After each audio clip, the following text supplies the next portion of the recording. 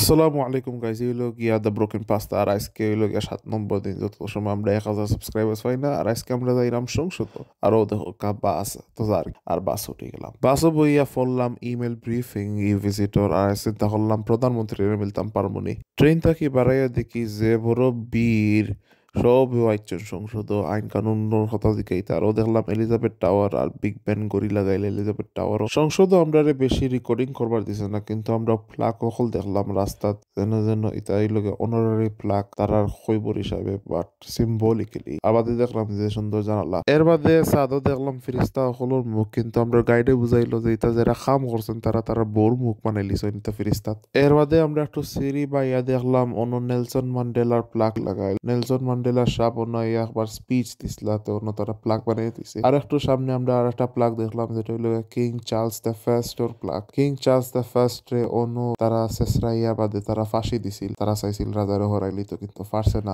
সামনে গিয়া দেখলাম আরো কুইন এলিজাবেথ তিনজনের প্লাগ হল। আর বাদে কিং জর্জ দ্য ফিফথ, যে লাস্ট বাদশাহ আসলা ইন্ডিয়া আর পাকিস্তানের। আর এর বাদে দেখলাম স্কটিশ ন্যাশনালিস্টর প্লাগ, যে বেটায় বিরোধিতা করছে তারও প্লাগ লাগাইল। আর সামনে গিয়ে আরো মূর্তি হল দেখলাম, কিন্তু আমার সুন্দর লাগলো যে তারা তারার ইতিহাস যারা দুশ্মনী করছে, যারা সাথ দিছে বাদশারে বা হোক, তারা ও হলরেও মানে একটা স্মৃতি হিসাবে। আর আগের ঘটনা যে কইসলাম, এর বাদে সব ব্রিটিশ এমপির কাছে আজাদি শক্তি, কোনো ব্রিটেনের বাদশাহ আইলা হাউস অফ কমন্স টুঙ্কা দিয়েও হামাইতে পারতো না, তার অনুমতি নাই। এর বাদে গেলাম সাদো যেন যে সুন্দর ভিউ মিলে টেমস নদীর। আর এমপি হলেও নবইয়ে লাঞ্চ করেন। এর তোরা বাদে আমরা ভিজিট শেষ হয়ে গেছে, আর আমরা বাড়াই আইলাম। আর ওই লগিয়া পার্লামেন্টের ভিজিট।